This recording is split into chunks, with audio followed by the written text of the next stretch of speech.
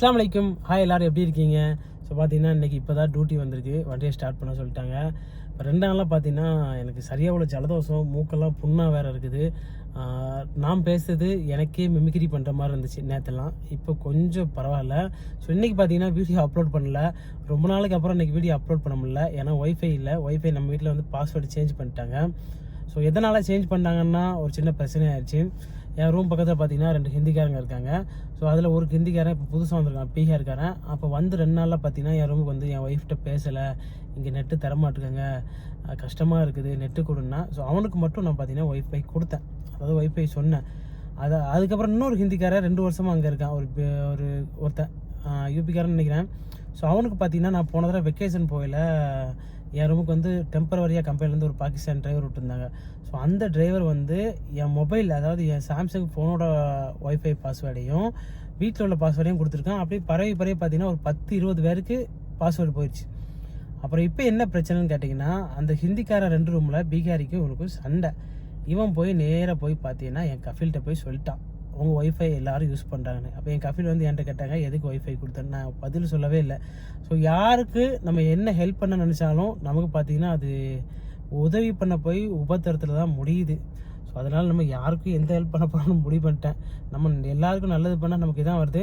So இப்போ பார்த்தீங்கன்னா வண்டியை ஸ்டார்ட் பண்ணி டியூட்டி கிளம்பிட்டோம். எங்கே போகிறாங்கன்னு தெரில. ஸோ வாங்க ஆஃபீஸுக்கு வந்துவிட்டோம். இப்போ ஆஃபீஸ்லேருந்து போகிற வரல பார்த்தீங்கன்னா ஃபலாஃபல் கடை இருக்குது, அங்கே போயிட்டு கால் பண்ண சொல்லியிருக்காங்க. இப்போ அங்கே போயிட்டு அவங்களுக்கு கால் பண்ணணும். கால் பண்ணிட்டு என்ன வாங்க சொன்னாலும் வாங்கணும். ஸோ இன்றைக்கி பார்த்தீங்கன்னா எப்படியும் டியூட்டி நிறையா இருக்கும். ஏன்னா எனக்கு புது டிரைவர் ஏர்போர்ட்டில் போய் கூப்பிடணும். ஸோ அவங்க வந்ததுக்கப்புறம் அவங்களுக்கு ரூமாக செட் பண்ணி கொடுக்கணும், அவங்களுக்கு சாமான் வாங்கி கொடுக்கணும், எல்லாமே கொடுக்கணும். ஸோ இது மட்டும் இல்லாமல் பார்த்தீங்கன்னா என்னோடய மொபைல் ஒய்ஃபையும் பார்த்தீங்கன்னா அவன்கிட்ட இருந்திருக்கு. நான் எப்போதுமே பார்த்தீங்கன்னா ரூமில் நெட்டு கிடைக்காட்ட சம்டைம் பார்த்தீங்கன்னா ஒய்ஃபை ஸ்லோவாக இருக்கும்.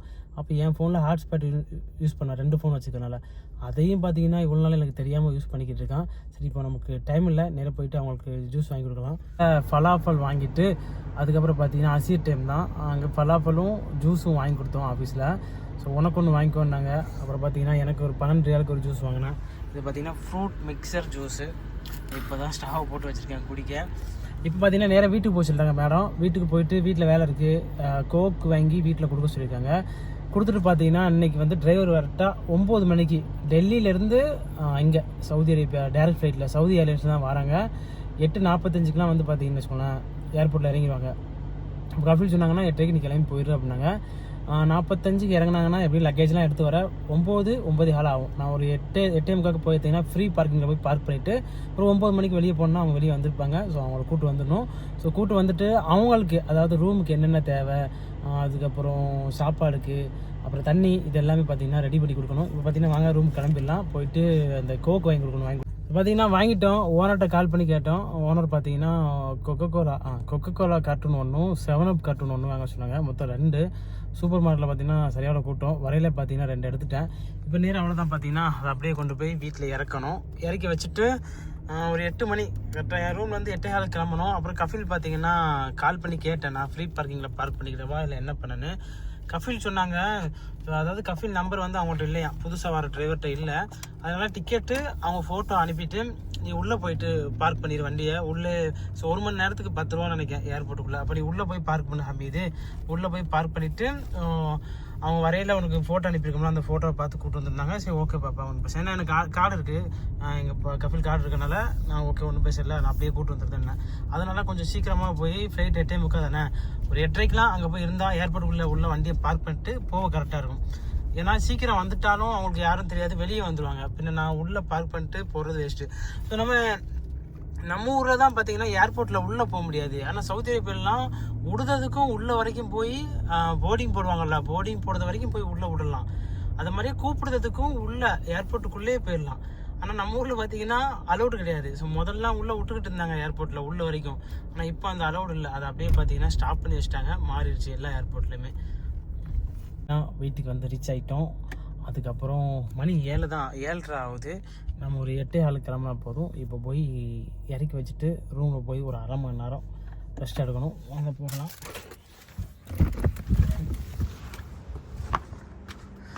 வா, ஆப்போசிட்டில் பாருங்கள் ஏசியெல்லாம் போட்டு வச்சுருக்கேன் பக்காவா. இப்போ போயிட்டு 7up இறக்கி வச்சுட்டு மறுபடியும் போயிட்டு அந்த ரூம் மட்டும் செக் பண்ணிடலாம்.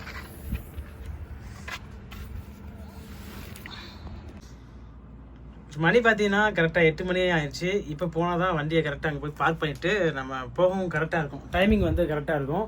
ஸோ இப்போ போயிட்டு ஏன்னா அங்கே போய் பார்க் பண்ணிட்டு பார்க்கிங் டிக்கெட் எடுத்துகிட்டு அந்த கவுண்டருக்கு போகல உள்ளே போகல டைம் வந்து கரெக்டாக இருக்கும். ஜிஎம்சி தான் எடுத்துகிட்டு போகிறேன், ஏன்னா அதில் தான் பேக்கில் பார்த்தீங்கன்னா லக்கேஜ் எல்லாம் வச்சுக்கலாம். புது வண்டியை பார்த்தீங்கன்னா எடுத்துகிட்டு போகல, சரி அதை எடுத்துகிட்டு போவோம். ஏன்னா ஜிஎம்சியில் பெட்ரோல் இல்லை, இப்போ பெட்ரோல் போட்டுட்டு ஜிஎம்சி எடுத்துகிட்டு போகணும். அதுக்கப்புறம் அவரை கூப்பிட்டு வந்துட்டு 10:30 பார்த்தீங்கன்னா ஆஃபீஸுக்கு மேடத்தை கூப்பிட்டு போகணும். ஸோ வாங்க இப்போ அப்படியே கிளம்பிடலாம். ஆனால் அந்த ஏர்போர்ட்டுக்கு போகையில் தான் ஃபீலாக இருக்கும். ஸோ நம்ம எப்படா ஊருக்கு போக போகிறோன்னா அந்த ஏர்போர்ட் தான் எப்போ பார்த்தாலும். அந்த ஊருக்கு போகையில் ஒரு ஹாப்பி இருக்கும், சரியாக அவ்வளோ ஹாப்பியாக இருக்கும். அதை சொல்ல பார்த்தீங்கன்னா வார்த்தையே கிடையாது. நான் மட்டும் இல்லை, எல்லாருமே அந்த ஊருக்கு போகிற டயத்தில் ஒரு ஃபீலாக இருக்கும், ஊரில் போய் இறங்க தட்டியும். ஆனால் அதுவே நம்ம அங்கேருந்து திரும்பி வருவோம் தெரியுமா, அப்போது நம்ம பாடுறதுக்க மனசு செம்ம கஷ்டப்படும். ஏர்போர்ட்லலாம் கண்ணீர் வடிஞ்சிரும். நானும் வரையில அழுதுருவேன். அப்புறம் இங்கே வந்து ஒரு மாதம் செட் ஆகிறதுட்டி ரொம்ப கஷ்டமாக இருக்கும். 2 நாளைக்கு முன்னாடி போன வாரம் தான் 50 ரியால் பெட்ரோல் போட்டேன். இஸ்ராக்கு போயிட்டு வந்திருக்கேன். அப்புறம் ஒரே ஒரு லுலு மாலுக்கு மட்டும் போனேன். அதுங்காட்டியும் சிம்பிள் வந்துச்சு, ரிசர்வ் சிம்பிள். மைலேஜ் வந்து பழைய வண்டி தானே, 2015 மாடலு, கம்மியாக தான் கிடைக்கும். ஆனால் கிலோமீட்டர் ஒரு 1.5 லட்சம் கிலோமீட்டர் ஓடிடுச்சு வண்டி.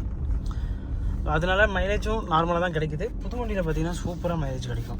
அதிகபட்சம் இதில் எதுக்கு 50 ரியால் போடுதுன்னா, நான் இந்த வண்டி அதிகம் யூஸ் பண்ண மாட்டேன்ல, பக்கத்தில் பக்காவில் போக மாட்டேன் தானே இந்த வண்டி. அதிகபட்சம் புது வண்டியை தானே யூஸ் பண்ணுறேன்.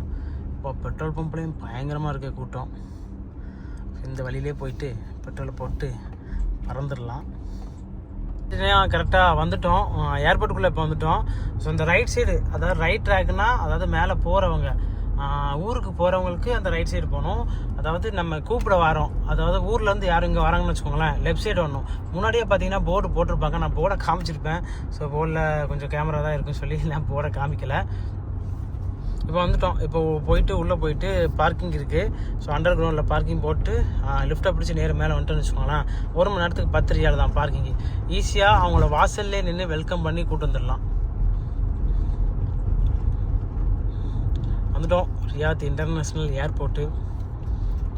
இப்போவே பார்த்தீங்கன்னா நிறைய தடவை வந்துட்டேன். அன்றைக்கி ஒருத்தங்க வேலைக்காரங்களை கூப்பிட வந்தேன், இப்போ நானாக வந்திருக்கேன்.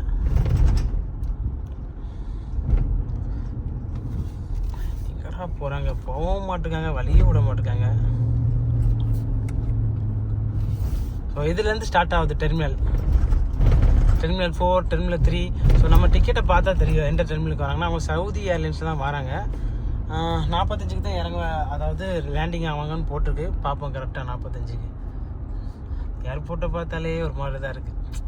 ஊருக்கு போயில் தான் கடைசி டெர்மினலு, இது 2வது டெர்மினலு. இப்போ லெஃப்டில் இருக்குது, லாஸ்ட்டில் இருக்கிறதான் பார்த்தீங்கன்னா கடைசி டெர்மினல். இப்போ உங்கள் கடைசி டெர்மினலை க்ளோஸ் பண்ணி வச்சுருக்காங்க, வேலை நடக்குன்னு நினைக்கிறேன். அதனால் அந்த டெர்மினலை க்ளோஸ் பண்ணிட்டாங்க. தேரும் 4 தான் யூஸ் ஆகுது. இப்போ நேராக போயிட்டு நம்ம வண்டியை பார்க்கிங்குள்ளே வந்துடலாம். 2வது டெர்மினல் 3வது டெர்மினல் பார்க்கிங் தான் வரணும், ஏன்னா அப்போ தான் கரெக்டாக இருக்கும். நான் போகல இந்த டெர்மினலில் தான் போனேன், 2வது டெர்மினலில். வேலை முடிஞ்சோன்னா இதை எடுத்துருவாங்கன்னு நினைக்கிறேன். ஸோ அப்புறம் ஃபுல்லாக ஓப்பன் ஆகிரும் வேலை முடிஞ்சுன்னா. பார்த்தீங்கன்னா இதுதான் பார்க்கிங் 3. இப்போ வெக்கேஷன் டைமாக அதனால் ஃபுல்லாக இருக்குது பார்க்கிங். பார்த்தீங்கன்னா சரியாவில் ஃபுல்லாக இருக்குது. ஏதாவது ஒரு இடம் கிடைக்கும், அதில் தூக்கி போட்டு டக்குன்னு ஓடணும். இப்போ போயில் பார்த்தீங்கன்னா பைசா பே பண்ணோன்னா, நம்ம வரும்போது தான் டைமிங் எவ்வளோ நேரம் இருக்கோ அதுக்கு தக்கன பைசா பே பண்ணுற மாதிரி இருக்கும். இந்த கேட்டு க்ளோஸ் ஆகிரும் பாருங்களேன். டிக்கெட் வந்து இதில் தான் எடுக்கணும். ஸோ இதில் பெரிய விஷயம்லாம் கிடையாது டிக்கெட் எடுக்க, அந்த பட்டன் மட்டும் ப்ரெஸ் பண்ணணும். ஸோ பிஸ்மில்லா, இந்த பட்டனை ப்ரெஸ் பண்ணால் டிக்கெட் வந்துடும். அதில் டைம் எல்லாமே சேர்ந்து வந்துடும். ஸோ போவையில் இந்த டிக்கெட்டை பத்திரமா வச்சுக்கணும். இதை மிஸ் பண்ணால் 50 ரியால் பெனால்ட்டின்னு நினைக்கிறேன்.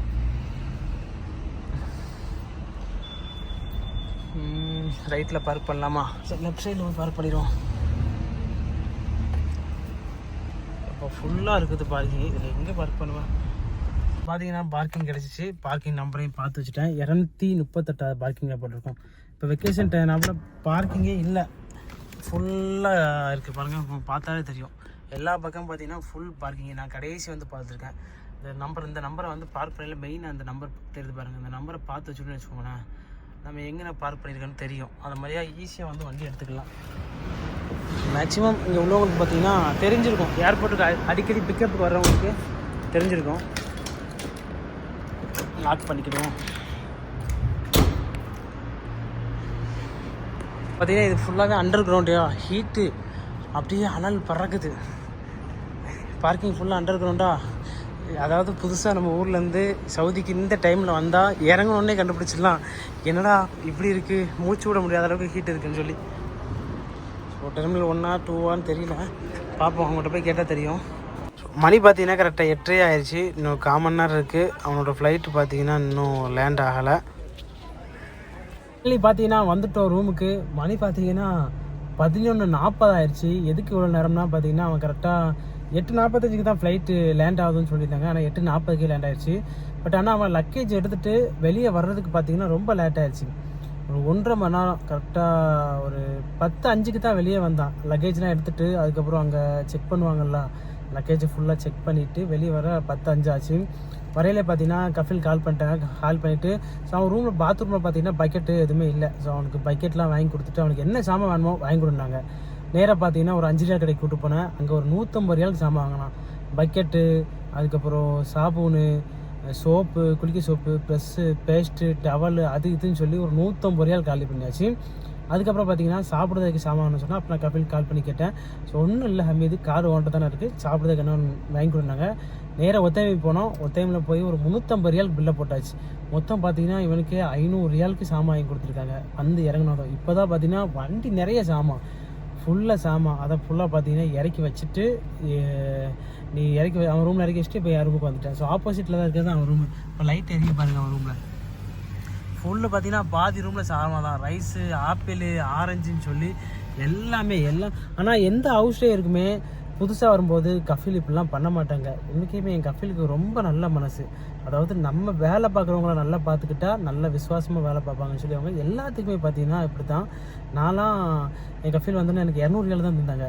ஆனால் இவங்க பார்த்தீங்கன்னா 500 ரியால் வாங்கி கொடுத்துருக்காங்க. பரவாயில்ல, உண்மைக்கு ரொம்ப பாராட்டக்கூடிய விஷயம் தான். நான் கத்தாருக்கு போயில பார்த்தீங்கன்னா 50 ரியால் கூட தரல எனக்கு செலவுக்கு. 200 ரியால் தந்துட்டு சம்பளத்தில் பிடிச்சிக்கிட்டாங்க. மேக்ஸிமம் பார்த்தீங்கன்னா புதுசாக இங்கே வந்தாலே என்ன பிரச்சனைனா சாமான் வேணும்னு கேட்டால் 200, 300 கொடுப்பாங்க. ஆனால் சம்பளத்தில் பார்த்தீங்கன்னா அப்படியே கட் பண்ணியிருப்பாங்க. ஆனால் என் கஃபில் அப்படிலாம் கிடையவே கிடையாது. சாப்பாடு அவங்களுக்கு என்ன தேவையோ எல்லாமே ரெடி பண்ணி கொடுத்துருவாங்க. அதுக்கப்புறம் பார்த்தீங்கன்னா நெட்டு, இன்டர்நெட்டு, இப்போது நான் யூஸ் பண்ணுற சிம்மு தானே, அதே மாதிரி இன்டர்நெட்டு ரெடி பண்ணி தரேன் சொல்லியிருக்காங்க. நாளைக்கு காலைல போய் ஆஃபீஸில் போயிட்டு அவன் பாஸ்போர்ட்டை கொடுத்துட்டு அவனுக்கு ஐடி அடிக்க எல்லாம் ரெடி பண்ணுவாங்க. என்னடா அவங்க வீட்டுக்கு புதுசாக ஒரு டிரைவர் வந்திருக்கான்னு சொல்லி நீங்கள் நினைக்கலாம். ஸோ இதை பற்றி அதாவது முழு விவரமும் பார்த்தீங்கன்னா இன்னொரு வீடியோவில் நான் சொல்கிறேன். ஸோ என்ன நிலவரம்னு சொல்லி ரொம்ப சந்தோஷமான விஷயந்தான். ரூமுக்கு வந்துட்டோம். மணி பார்த்தீங்கன்னா 12 மணி ஆச்சு. அவனுக்கு வரையில் சாப்பாடு என்னன்னு கேட்டேன். புகாரி வரணும்னா புகாரி வாங்கியாச்சு. புகாரி வாங்கி குடிச்சிட்டு எனக்கும் பார்த்தீங்கன்னா 2 சப்பாத்தி வாங்கி கடையில் சாப்பிட்டேன். ரூமுக்கு வந்துட்டு மாம்சு மட்டும் இருக்கார். அவருக்கு ஏதாச்சும் சாப்பாடு ரெடி பண்ணி கொடுக்கணும். அவருக்கு எதுதான் தோசை தான் மேக் பண்ணி தாயா அப்படின்னு கேட்டார். அவருக்கு ரெடி பண்ணி கொடுத்துட்டு ஸோ அவ்வளோதான், தூங்க வேண்டியதான். ஸோ வீடியோ பார்த்தீங்கன்னா மறக்காமல் லைக் பண்ணிட்டு ஒரு சப்போர்ட் பண்ணுங்கள். அடுத்தடுத்து பார்த்தீங்கன்னா நம்ம வீடியோ இன்னும் சுவாரஸ்யமாக இருக்கும். ஸோ நிறைய விஷயங்களை சர்ப்ரைஸாக வச்சுருக்கேன், அதெல்லாம் உங்களுக்கு சொல்லணும். அதுக்கப்புறம் பார்த்தீங்கன்னா நம்ம சப்ஸ்கிரைபருக்கும் நம்ம ஃபாலோவருக்கும் கொஞ்சம் கிஃப்ட் கொடுக்கலாம்னு நினச்சிருக்கேன். ஸோ கண்டிப்பாக உண்டு. அந்த கிஃப்ட் என்னன்னு சொல்லி நான் அடுத்த வீடியோவில் சொல்கிறேன். ஸோ மறக்காமல் லைக் பண்ணிட்டு சப்ஸ்கிரைப் பண்ணிடுங்க. தேங்க்யூ.